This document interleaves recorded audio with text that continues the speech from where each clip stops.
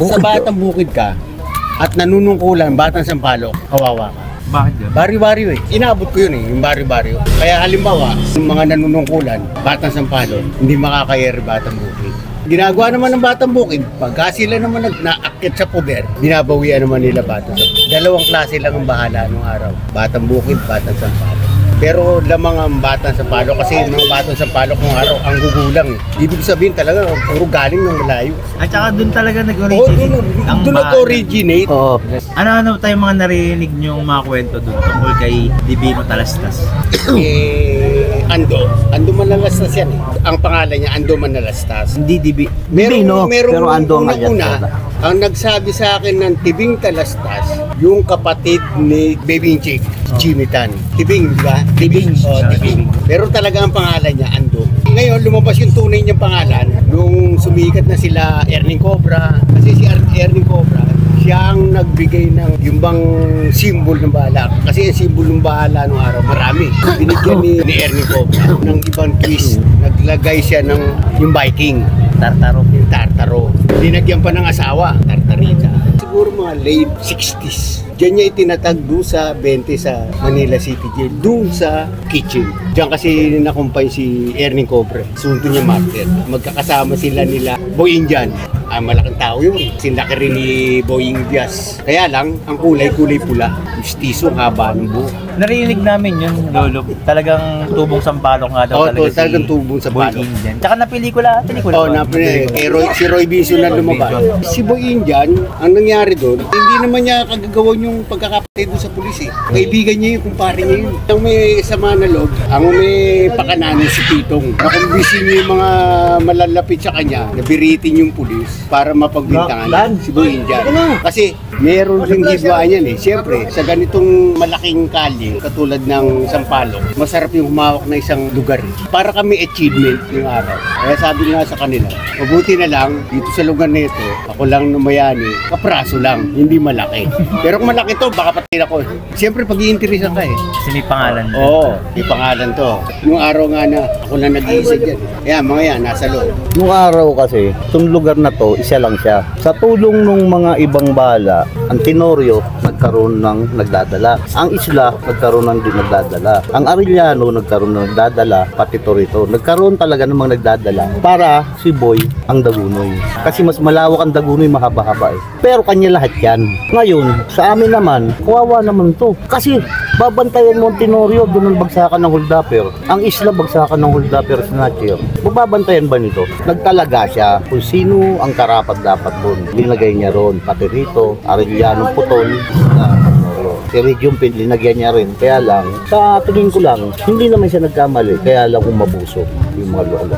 Nung kasing na-interview niyo ako, yung pinakamalaking achievement ko rito nung araw, hindi ko nasabi. Ano yun? Hindi ko naikwento. Kasi nung araw, dito, mga gantong oras, hindi pa ganyan ang tsura nito. Nakaupo ako rin sa biglang may nagdatingan. Nakita niyo yung kanto ng Villamor, papasok dito, puno yun ng tao. Puta, may mga kagat-kagat na pana. Hindi ko inintindi kasi may mga bata akong nakikita, nakasama doon, mga taga-Pasig Live. Sabi ko, hindi nakaganyan ako. Yung mga anak ko, nando doon. Dalawa yung anak ko naglalaro eh, mga bata pa. Ba? May tumunog doon sa ilalim ng ganito ko. Bag! Tingin ako pana. Pagtingin ko ganyan, puto na, bibigyan na naman ako. Ginawa ko, dinampot ko yung malayong anak ko. Pinasa ko. Binalik ako. Sabi ko sa asawa ko, huwag kang babalik. Huwag kang lalabas ha. Bakit? May mga tao rin sa labas na mamana. Umisip ako ng para kasi walang tao eh. Naunahan ng takot yung mga taga-ramp. Pinasok kasi. Prat lang. Pero iba-ibang lugar. Takala mo mga Indian eh. Kagat-kagat yung pana oh. Wala na ako ibang maisip na para maitaboy ko. Dumaan ako sa kabilang daanan. Sabi ko rin sa dalawang mag-ama, Deng, mapabling, alalayan nyo lang ako. Alalayan nyo lang ako. Bakit mo? Lalabas ako. Kumuha ako ng mga may halo ng hollow block. Matitigas yun. Lalabas pa lang ako, inulan na ako ng pana eh. Labas. Pasok ulit. Sabi ko rin sa mag-ama, mapabling isa pa. Yun, nakakuha ng buwelo yung mag-ama. Kaya bato. Nakatama ako ng isa dito sa ganito. Baksak. Hindi ko naman alam, yung mga bata rito nagdalawang grupo. Isa sa kabila, isa rito. Kaya ang masama, naunang lumabas yung mga taga rito, hindi yung taga ron. Pero kung nando doon, ubus yun. Ang dami. Pinasok namin yung Pasig Live. Nung makapasok kami, wala na kami nakita. Nakausap ko yung mga tatanda rin, sabi sa akin, so bakit nakapag-riot ka na naman? Sabi ko, pinasok yung pinana nga ako. Magang-maga. Ako pumunta ako doon. Parang walang naniniwala sa akin eh. Kumuha ako ng 2 tao rito, si Bulate at si Belo. Nakakausap ko yung mga tao. Lahat ng mga loko dyan, nakuha namin. Hinahanap ako ng mga polis. Pag uwi ko sa bahay, sabi sa akin ng asawa ko, "Huy, huwag kang lalabas." Bakit? Tayo hinahanap ko ng mga polis. Nung gabi na, tapos na yung programa kasi pinagkasundo. 4 na chairman. Hinahanap ako ni chairman namin. Sabi sa akin, "Sayang, hindi ka lumutang." Sabi ko, natakot ako chairman. Hindi, bibigyan ka ng commendation ni Garcia, yung pressing commander. Sabi ko, hindi ko alam. Ang sabi kasi sa asawa ko, hinahanap ako ng mga pulis. Ba't ako lulutang? Hindi ba, sabi ni Andrew, totoo yung sinasabi ni Boy Lacson. Panahon ni Boying Bias, totoo yun. Ay, putang na. Walang kolonyang tinapunan yun na hindi niya tinirahan. Ang daming tira niya. Akala mo, sa dami ng tinira, akala mo makalaya. Si Pabling 45, kailan na lang lumutang yun eh. Panahon na nila Baido. Ang kaaway nila, si Baby Inchik. Isang tao lang ba si Baby Chick at si Baby China? Hindi, iba. Si Baby China, babae yun eh. Magkapatid yun. Tapos si Baby China, Siyota ni Baido yun. parang si Tartarita yun. Ganda, puno ng tattoo yung likod nun. Meron o wala, kaibigan tayo. Kasi alam mo, ang patakaran ko sa buhay, may kaibigan kami na dinala kami sa maganda. Yung istorya ko, saan mo pupulutin yun? Ibig sabihin, maraming naka-relate, maraming naka-appreciate nung istorya. At saka alam mo, isipin mo lang, may nakabaong pa mga istorya na hindi pa pindigay sa'yo. Walang katapusan yung istorya. Tsaka masarap yung para kang kumausap ng isang salamin. Yung problema ko pag sinabi ko ba sa anak ko, makikinig sila. Yung problema ko pag sinabi ko ba sa kaibigan ko, makikinig ba sila. Kung kagaya ng ganyan, malalaman nila yung istorya pa ng buhay mo. Napakasimple, pero delikado at napakalalim. Hindi yung sasarilinin ko to. Gabi-gabi na lang bangungot sa buhay. Yung akin, labis ako nagpapasalamat sa inyo at kami nadala nyo. Ang istorya namin dumating sa tao.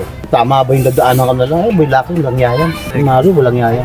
Hindi nyo alam kung ano yung pinuhunan namin. Lahat ng sakripisyo namin, yung kinakain namin, hindi nyo alam. Kung saan namin pinupulot yung kangkong, yung isdang putang nang inuhuli sa kanal ay sa baha kung paano namin lutuin. Yun ang dapat nilang malaman na hindi kami umugat na para sumibol na gano'n na. Biglang tapang. Hindi. Ang talino namin, hindi nyo kayang arukin. Kasi yung pinag-aralan namin may halong pagdurusa. Hindi nyo makukuha sa school. Eto ba maniniwala ka bang itinuwid kami nito?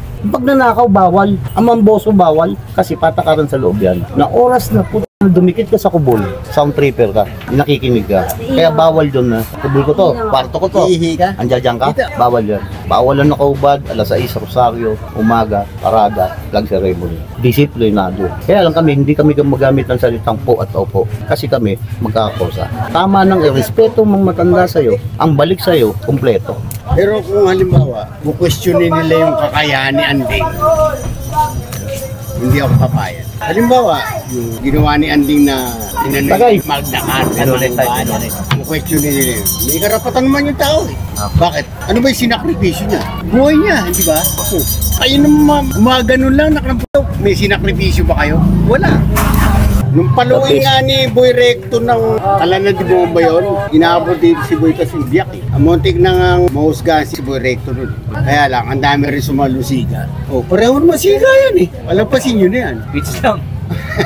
Hindi, kaya lang, kung sa formahan, talo niya si Tasing. Matanda na yung Boy Tasing eh. Papatulan mo pa, kosa mo yan. Yun, ang lakad nun, nakikita lang ang mali mo. Kasi sila, yung magugulang dun, hindi naman basta-basta uma-action eh. Namumuna, mali na ginagawa nito. Makakarating yun kapag uusapan. Ang unang-unang ginawa ko, gumawa ng bangkito. Paglaya mo yan. Oo, lagi lang ako sa poste. Nakaupo. Pinag-aaralan ko sila. So, ang daming maangas. Ganito pala ang layo. Walang bumati sa'yo, pagbigyan ng sigarilyo. Giinuman sila lang. Nakasample ako ng 2. Kinabukasan, kaibigan na ako. Nung lumaya ako, kursilista ako. Magkakabatch ba yung lolo? Ben Baido, Rudy Puente? Oo. Boy Marinho, Hindi, mas bata sa akin. Pingas, mga mauntog na yung pangalan yan sa loob. Yung mga tumitira na ng karnihan. Ilan ang tira ng Pingas? Patata. Yung mga tirador nung araw. Kaya ang bahala, pag abusado sa jail, takot pumasok sa maximum. Kasi yung pang-aabuso nila sa jail, mahuhusgahan sila ron. Kasi mga husgador yun eh. Fred Pigas, Boy Marinho, Boy Diablo. Kaya minsan, yung iba, jail pa lang tumatakbo na. Mahuhusgahan. Kung hindi man, bibigyan ka ng matalas. Pagbalik mo, kailangan nakasawsaw. Ganon sila. Uto sa'yo yun.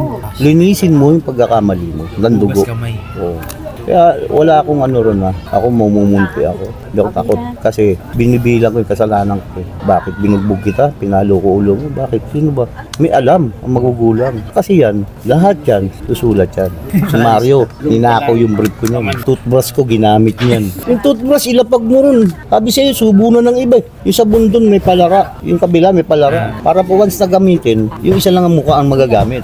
Brief mo nga, sampay mo lang. Kinabukasan, iba may suot. Ganun sila.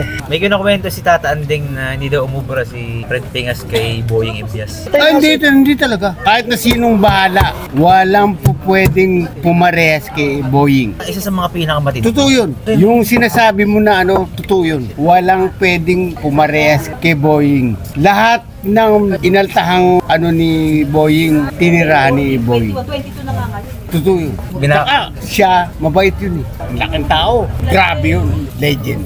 Legendary.